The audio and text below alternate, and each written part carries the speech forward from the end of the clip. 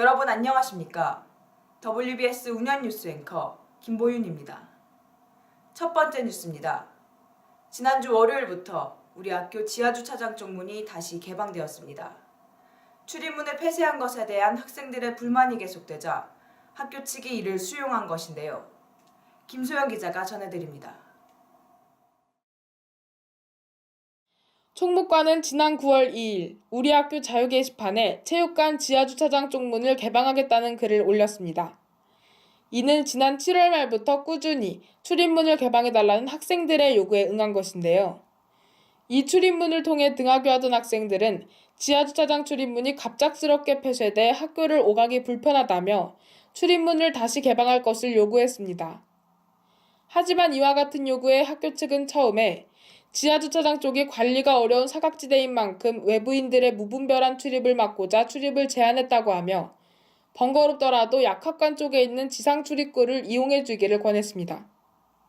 만약 학교 측의 주장대로 쪽문을 폐쇄하고 약학관 근처의 출입문을 이용하면 이곳에 사는 학생들은 바로 학교에 가지 못하고 언덕을 걸어 올라가야 했습니다.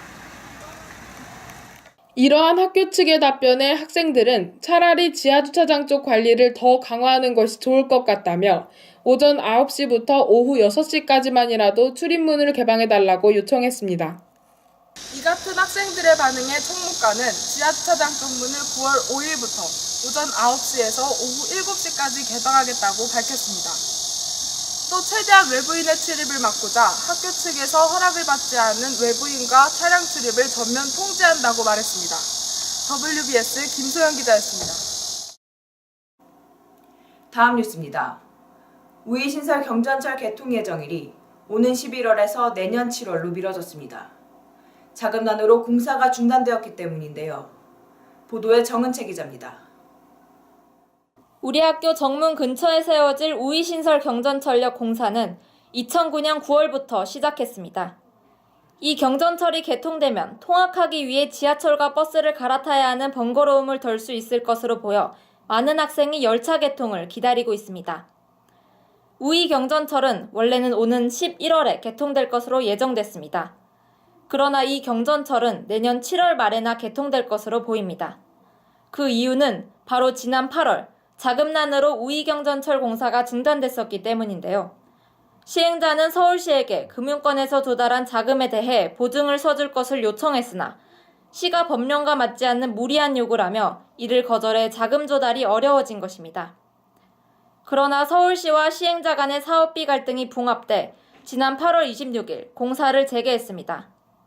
서울시는 공사가 중단된 점에 대해 죄송하게 생각한다며 서울시는 주무관청으로서 KB국민은행을 대리은행으로 하는 대주단에서 자금 인출이 재개될 수 있도록 노력하고 사업 시행자에 대해서도 성실하게 관리 감독할 것이라고 말했습니다. 시행사업자 역시 공사가 중단된 데에 대해 사과를 드리며 금융권과 긴밀히 협조하여 안정적으로 공사가 추진될 수 있도록 하겠다고 밝혔습니다. 공사가 재개된 우이 경전철역은 충분한 시운전을 거쳐 내년 7월 말까지 개통할 것으로 예상됩니다. WBS 정은채 기자였습니다.